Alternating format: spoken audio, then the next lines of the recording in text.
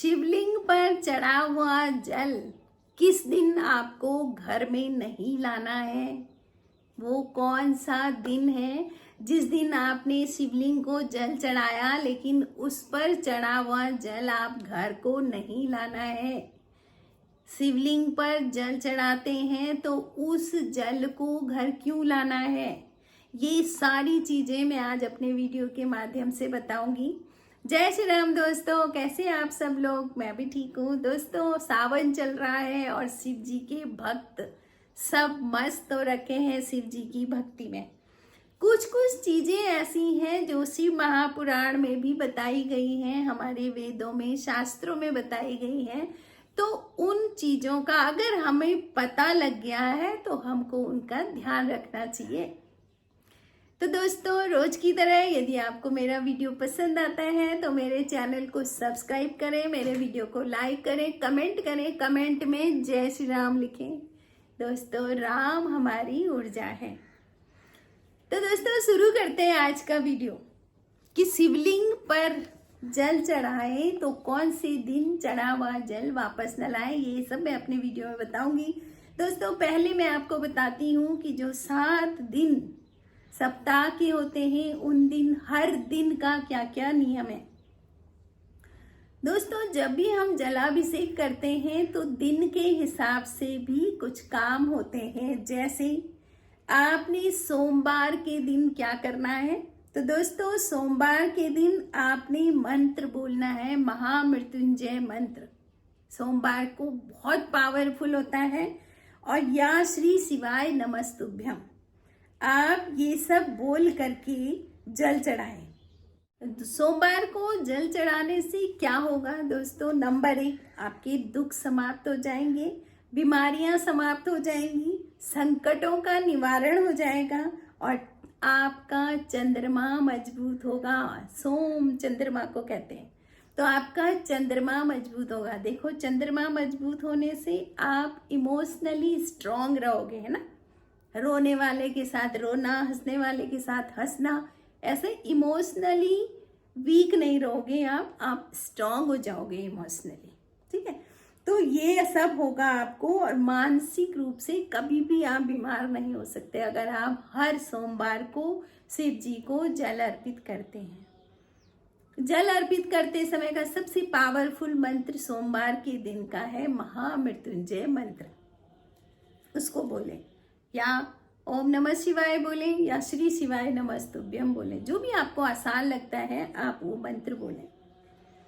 मंगलवार के दिन दोस्तों, जब आप जल चढ़ाएंगे तो लाल चंदन उस जल में मिला दें। मंगलवार हनुमान जी का वार होता है।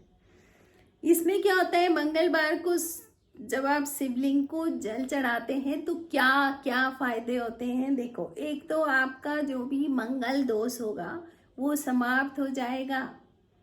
मांगलिक दोष होता है जिनकी कुंडली में, वो समाप्त हो जाएगा। कर्ज से आपको छुटकारा मिल जाएगा। धन का आगमन आपके घर में शुरू हो जाएगा। ठीक है, और लाल रंग का जो ऊर्जा होती है ना, वो ऊर्जा आपके पास रहेगी। व्यापार में वृद्धि होगी और आपका जो ओरा होगा वो बहुत स्ट्रांग रहेगा। आपका जो एनर्जिक बॉडी है, आपकी जो ऊर्जा का जो शरीर है वो बहुत ही स्ट्रांग रहेगा। तो कोई भी आपके ऊपर अटैक नहीं कर सकता। कौन से? कोई बीमारी, कोई नेगेटिव विचार, ये आपके ऊपर अटैक नहीं कर पाएंगे। कब? थोड़ा सा लाल चंदन उसमें डाल करके जल चढ़ाएंगे। तो दोस्तों, अब है बुधवार। बुधवार को जल चढ़ाते हो तो जल में थोड़ी सी हरी मूंग डाल दें। बुधवार हरा हरा है ना, कपड़े भी कहते हैं हरे पहनने चाहिए, लेकिन वो मूंग साबुत डालनी है ना। साबुत मूंग थोड़ा सा जल में डालनी है और वो जल आपने शिव जी को चढ़ाना है। क्या होगा इससे? देखो, बुद्धि के विकार समाप्त हो जाएंगे आपकी। देखो, जाको प्रभु दारुण दुख दीनी, ताकि मति पहले हर लीनी। आपके दुखों का कारण आपकी बुद्धि है, आपकी मति है ना। तो बुधवार को जल चढ़ाने से आपकी बुद्धि का विकास होगा। दाम्पत्य जीवन संबंधी जो भी परेशानी होगी ना, वो सब खत्म हो जाएंगी। आप एक दूसरे को स्वीकारोगे और प्रेम का रस आपके घर में बहेगा, है ना। एक दूसरे के लिए डिवोटी रहोगे। सब ये सोचें कि हम दूसरे को सुख कैसे दें, ये ना सोचें कि बस दूसरा मुझे सुख कैसे देगा। तो ये सब होगा आप बुधवार के दिन जब जल चढ़ाएंगे दोस्तों। घर में जो भी कष्ट है, कलह है, सब मिट जाएंगे और जीवन में आने वाली जो भी बाधाएं हैं, जो बाधाएं आपको आगे नहीं बढ़ने देती हैं, उन बाधाओं का नाश हो जाएगा और आपका जीवन बहुत सुखमय हो जाएगा। बुद्ध सुख देता है, ठीक है। तो इस तरह से आप बुधवार को जल चढ़ाएं और हरी मूंग डाल करके शिव जी को जल चढ़ाएं। देखिए सब कुछ भाव है, आप जिस भाव से जल चढ़ा रहे हैं ना, वो सारी चीजें आपको जरूर प्राप्त होंगी। तो अपना भीतर तो आपको बिल्कुल साफ सुथरा करना ही पड़ेगा ना। गुरुवार के दिन जल में थोड़ा सा पीले फूल, पीला चंदन डालें और चने की दाल से अभिषेक करें शिव जी का, ठीक है। ये है गुरुवार के दिन। गुरुवार के दिन भी बुद्धि का विकास होता है। लक्ष्मी नारायण जी की कृपा आपके ऊपर होगी, विष्णु भगवान की कृपा होगी। देखिए विष्णु भगवान के इष्ट हैं शिव जी और शिव जी के इष्ट है विष्णु भगवान, तो ये दोनों एक दूसरे के पूरक है, समझ लो, ठीक है। तो विष्णु भगवान की आपको कृपा प्राप्त होगी, गुरु की भी कृपा प्राप्त होगी। जब गुरु मिलेंगे तभी भगवान मिलेंगे, है ना। गुरु गोविंदो खड़े काको लागे पाए, बलिहारी गुरु आपने आपन दियो बताए, ठीक है। तो किसके? गुरु की कृपा आपको प्राप्त होगी। गुरु बलवान होगा, आपके जीवन में ज्ञान आएगा और ज्ञान से ही सारे दुख मिटेंगे। तो ये होगा आपका गुरुवार के दिन। तो दोस्तों अब है शुक्रवार के दिन। शुक्रवार के दिन भी देवी का दिन होता है। लाल रंग की वस्तु जल में मिलाएं, लाल रंग के फूल, लाल रंग के चंदन, ये सब मिला करके आप शिव जी का जलाभिषेक करें। तो शुक्रवार को जलाभिषेक करने से आपके घर में धन संबंधी परेशानियां खत्म हो जाएंगी और जब धन रहेगा तो वही सुख शांति भी रहेगी, है ना। शादी विवाह में अड़चन खत्म हो जाएगी। अगर किसी को अपने बच्चों की शादी विवाह में दिक्कत हो रही है तो शुक्रवार के दिन ये सब करें तो शादी विवाह की अड़चनें खत्म हो जाएंगी। और शनिवार के दिन तो बहुत ही जरूरी होता है शिव जी को जल चढ़ाना और उसमें काले तिल से जलाभिषेक करेंगे तो शनि दोष खत्म होगा, पितृ दोष खत्म होगा, वास्तु दोष खत्म होगा, सारे दोषों की जड़ ठीक है। शनिवार को आप ये सब करें तो सारे दोष खत्म हो जाएंगे शिव जी को जल चढ़ा के। रविवार के दिन जल चढ़ाने से सूर्य बलवान हो जाएगा आपका। यदि आपकी कोई कंपनी चल रही है, आपका कोई बिजनेस है, व्यापार है, तो बहुत आगे तरक्की करेगा। जो भी आपकी ऐसा कार्य है, जो आपकी कोई संस्था चल रही है, तो वो बहुत बलवान रहेगी। रविवार के दिन जल चढ़ाने से आपकी जो कोई संस्था चल रही है वो भी आगे बढ़ेगी, खूब बलवान होगी। और सबसे लंबे समय तक जो भी कार्य आपका हो रहा है वो सब उसमें सफलता मिलेगी। जो कार्य ऐसे होते हैं ना जो लंबा समय लेते हैं, बहुत आगे जा कर के ग्रोथ पता लगती है, तो उसमें सफलता प्राप्त होगी अगर आप रविवार के दिन शिव जी को जल चढ़ाते हैं तो। और सबसे महत्वपूर्ण बात क्या है कि आरोग्य की प्राप्ति होगी। रविवार के दिन अगर सूर्य को भी आप जल चढ़ाते हैं तो आप रोगी नहीं रहोगे, आरोग्य की प्राप्ति होगी। दोस्तों ये तो था सप्ताह के 7 दिन और 7 दिनों के अलग अलग चीजें हैं जो आप शिव जी को अर्पित करें। अब है जल चढ़ाने का नियम क्या है। दोस्तों मैं भी पहले, जब तक मुझे भी पता नहीं था जब तक हमें मालूम नहीं होता है, भगवान भी हमको माफ कर देते हैं। तो मैं भी शिव मंदिर में ही जल का लोटा भरती थी, वहीं से लोटा लेती थी, वहीं से जल शिव जी को अर्पित करती थी, क्योंकि मुझे मालूम नहीं था। लेकिन धीरे धीरे जब मैंने पढ़ा, जानकारी प्राप्त करी कि क्या करना चाहिए, तो फिर अब क्या है कि आपको जल चढ़ाने के कुछ नियम है, उनको ध्यान में जरूर रखना चाहिए।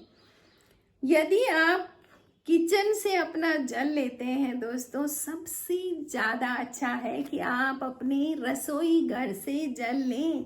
आप रसोई घर के घड़े से लें, आप वहाँ की गागर से लें, आप रसोई घर के आरओ से लें या रसोई घर के नल से लें। क्यों?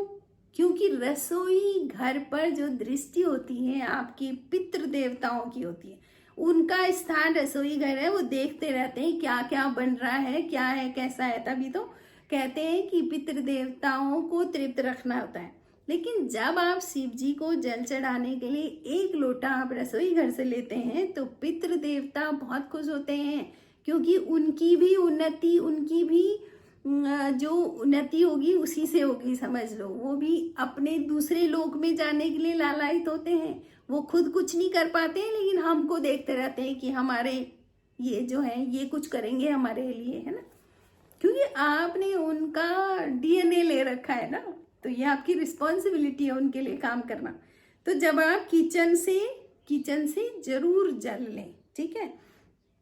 जल को यदि आप पंचामृत चढ़ाते हैं शिवलिंग पे तो तांबे पर कभी न चढ़ाएं। जल है तो आप तांबे के लोटे में रखें, अन्य धातु के बर्तन में ले जाते हैं। अगर पंचामृत है तो आप स्टील में रख सकते हो, आप चांदी में रख सकते हो, तांबे में नहीं रखना चाहिए। शिवलिंग के दाहिनी तरफ बैठना है। जब आप शिव मंदिर में जाते हैं तो शिवलिंग के दाहिनी तरफ बैठेंगे, उत्तर की तरफ मुंह करेंगे और धार बिल्कुल बारीक होनी चाहिए और अनब्रेकेबल होनी चाहिए। ऐसे नहीं कि फट फट फट जल डाल रहे, नहीं, ऐसी धार डालनी है, बारीक धार देर तक, ठीक है। तो अनब्रेकेबल धार डालनी है ताकि उसकी ऊर्जा आप तक आ सके। शिवलिंग की दाहिनी तरफ गणेश जी होते हैं तथा एक तरफ उनके कार्तिकेय, पूरा परिवार बैठा है वहां पर।